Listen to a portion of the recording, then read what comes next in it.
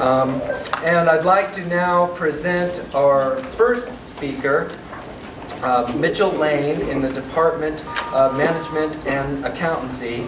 His faculty advisor is Robert Yearout, and his title is A Systematic Methodology to Ensure OSHA Noise Level Compliance When Production Processes Are Changed, a health and safety case study.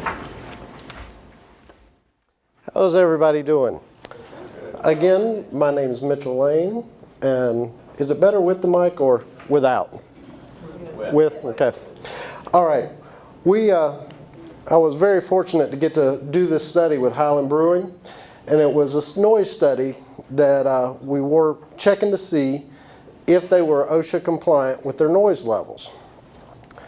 So our agenda, we're going to get a brief history of Highland Brewing. We're going to see the OSHA requirements for noise level in the workplace. And we're going to look at the methodology used to perform the study. We're going to look at the study results and the analysis. We'll have a conclusion. And then, as Mark said, we'll have time for questions at the end. Highland Brewing. I don't know what this guy's name is, but I just like him. It was started in 1994 by Oscar Wilde and John Lida. It was a very small operation at that time. They were in the basement of a restaurant. They could produce about 6,500 barrels of beer a year. That put them classified as a microbrewery. They made about enough beer to pay the workers and the bills at that time. Since they've grown to be a craft brewer, after you make so much beer, you can't be classified as a microbrew anymore. So they make about 30,000 barrels a year now. So they're a craft brewer, and it's actually the largest craft brewer in our region at this point in time. There are some other players coming in the market that are going to move them back just a little bit, but they're growing. Noise in the workplace. Why is this important? This is a problem that plagues a lot of businesses. University of Michigan did a study, and they interviewed 2,600 workers. And of those 2,600 workers, 76% of them said, my hearing's fine, no problem. When their hearing was tested, 42% of them were found to have hearing loss. That means 8% of those people that thought their hearing was fine, it was not. So that brings us to OSHA and NEOSH.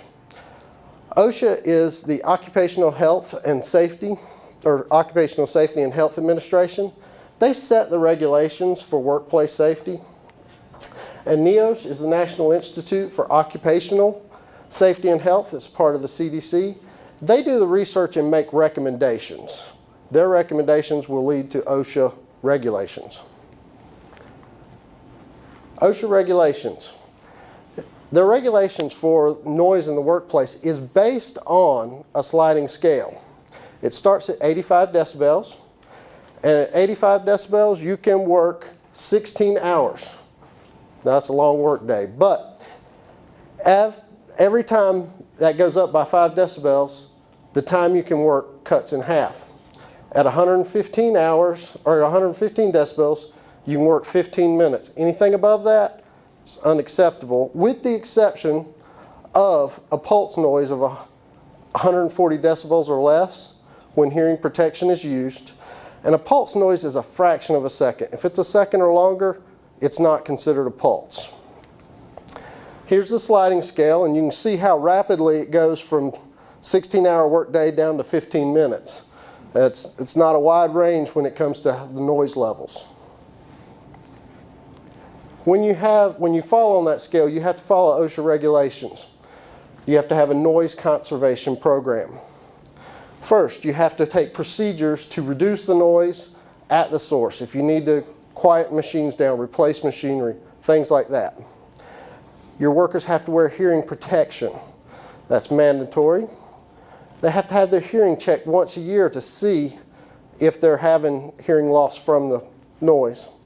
And a noise study has to be performed, just like we did, every 2 years, or when the facility layout changes, because it can change the dynamics of how the noise flows.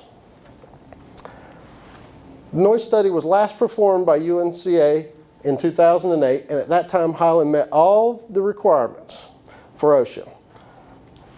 We wanted to see if they still met those requirements. So, reason being, they had added new equipment, they've changed the production line, and they've increased production and changed the facility layout.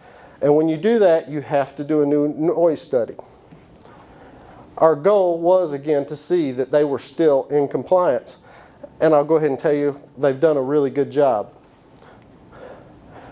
This is the original 2008 study, and it's difficult to see, but if you look in this area right here, they're at about 100 decibel average on, for that area where the workers are working.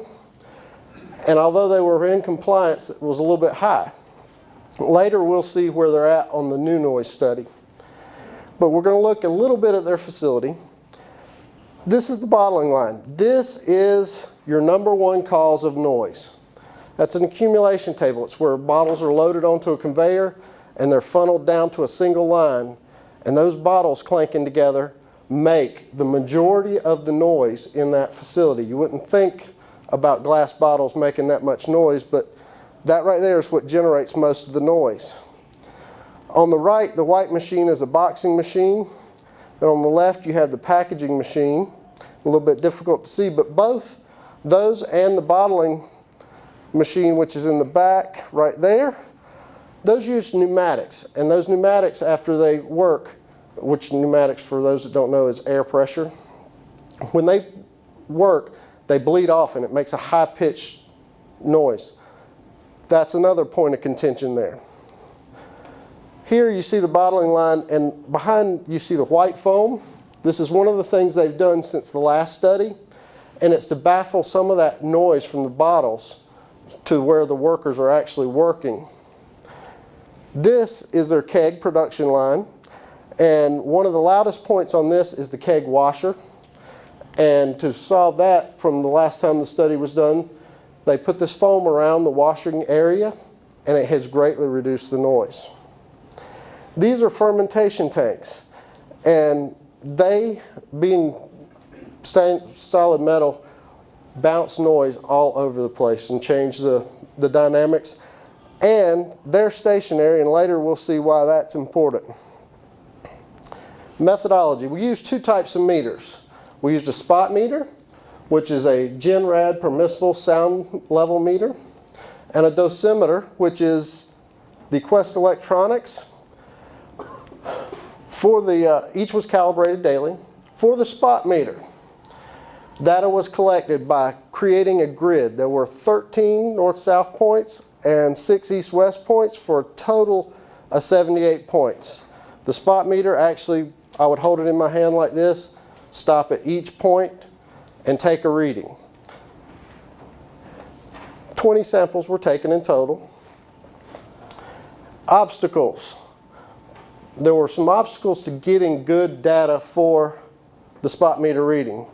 One is it's a mobile process. You saw those fermentation tanks.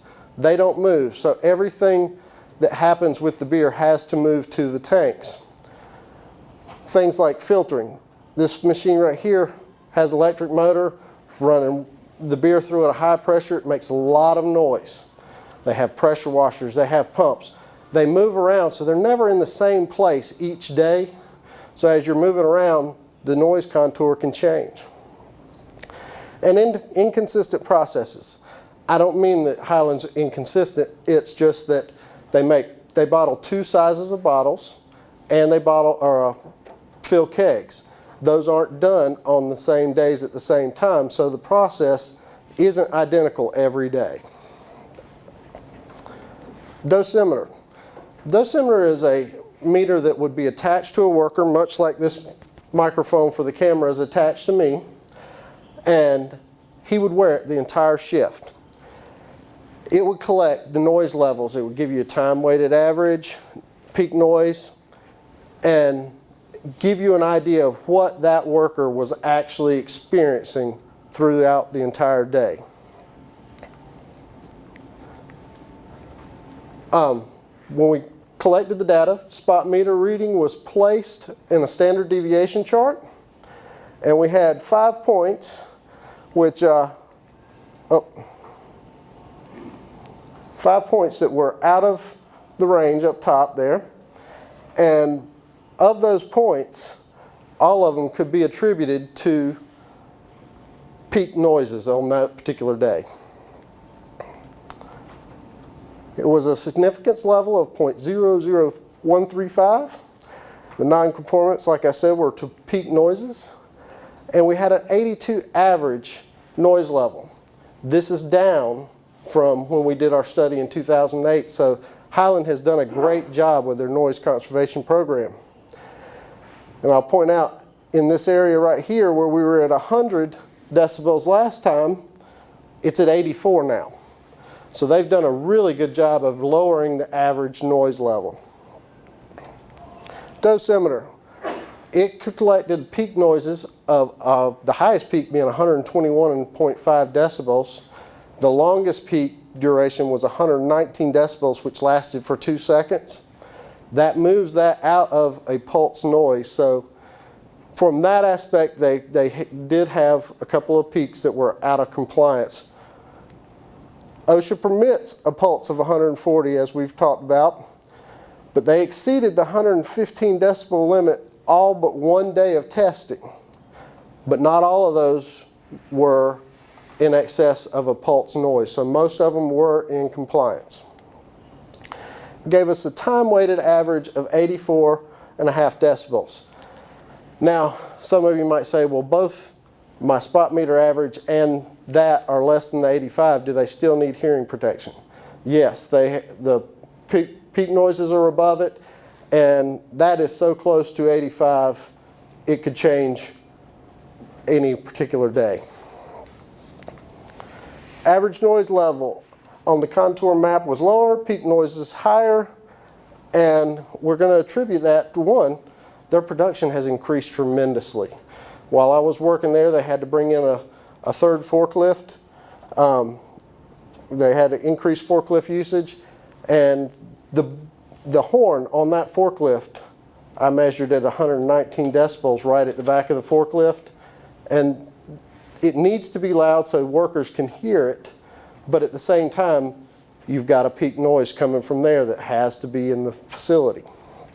The fermentation vats, when they were half empty or less, I realized that they resonated more noise than when they were full. So there's a couple of reasons that they have to pay attention. There are some factors, however, that the company has no control of when it comes to the hearing loss that workers might experience from loud noises. Listening to loud music at home.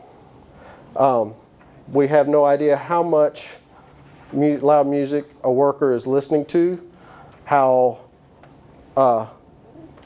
close he is sitting to the speakers, nothing. But there is a study that suggests if you work in loud conditions, you'll listen to your music louder, and especially right after work or your TV, whatever.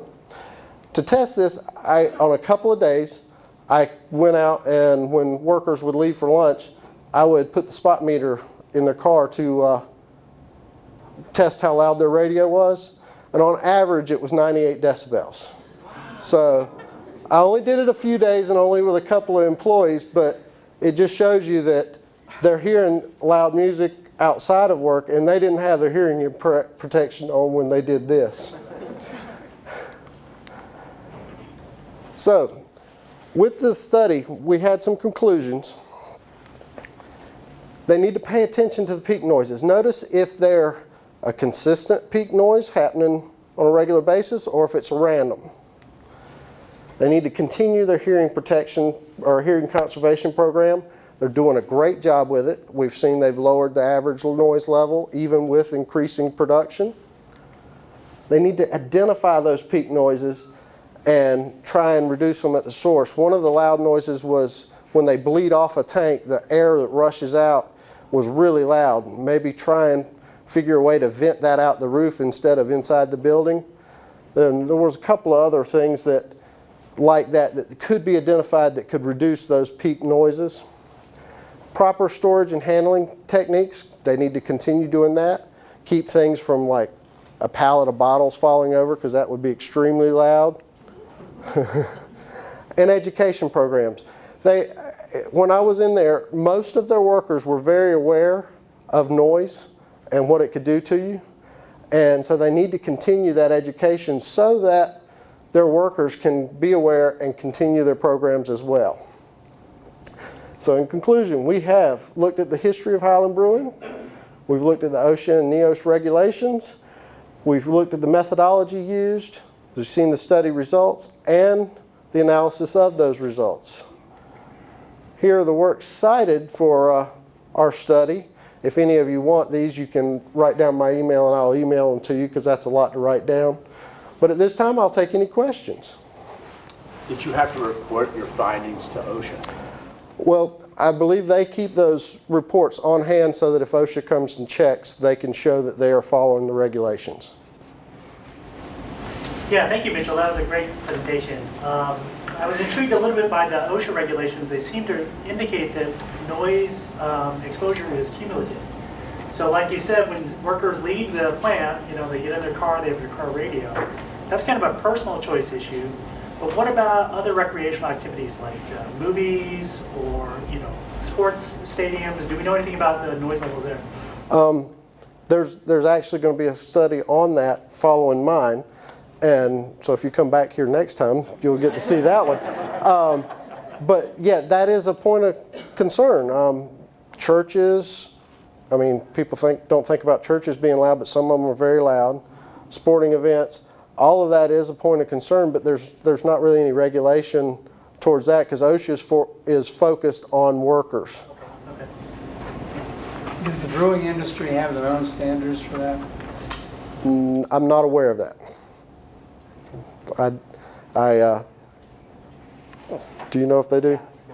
No.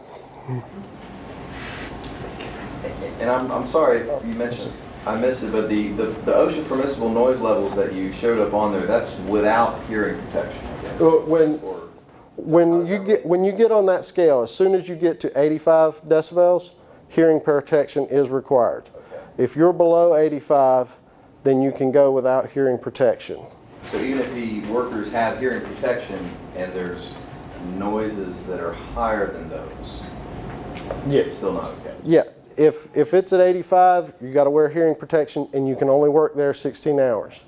If it's 90 decibels, you can only work 8 hours. So those numbers are even with hearing protection? They are with hearing protection. Okay.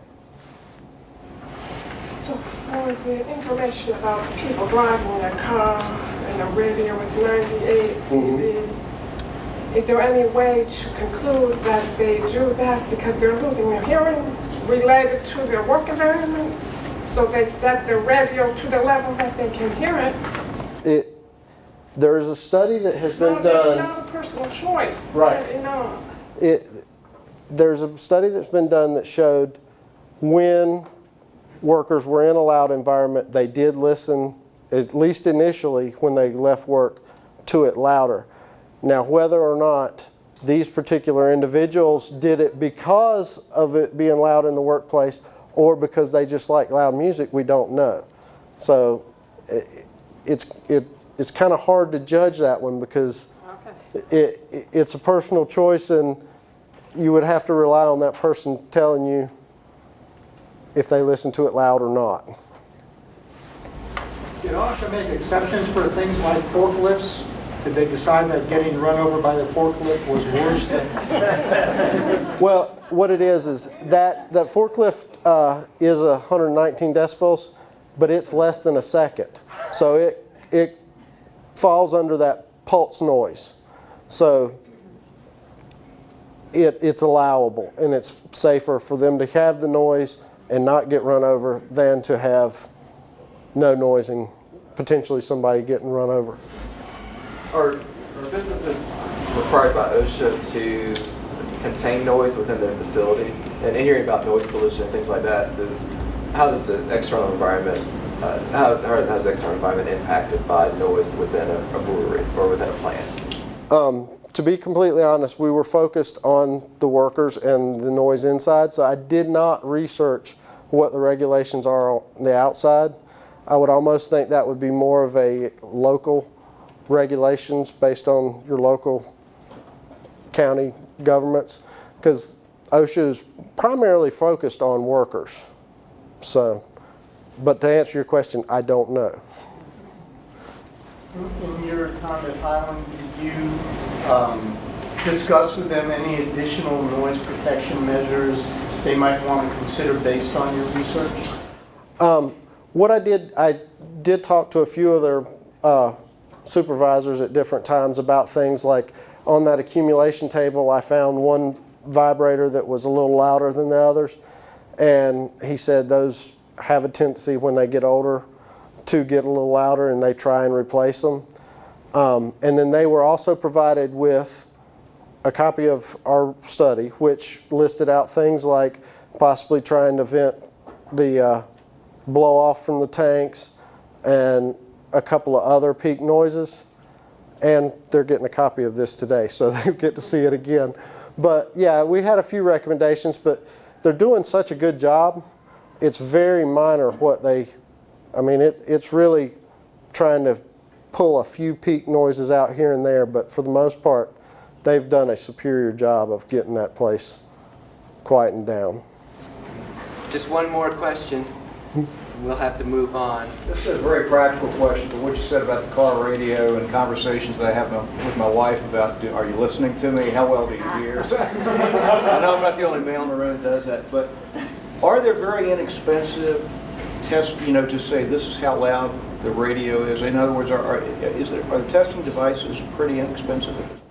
To be honest with you, I do not know. I know the devices we were using are very expensive, but whether or not there are commercially available inexpensive devices, I do not know. Thank you, Mitchell. Thank you.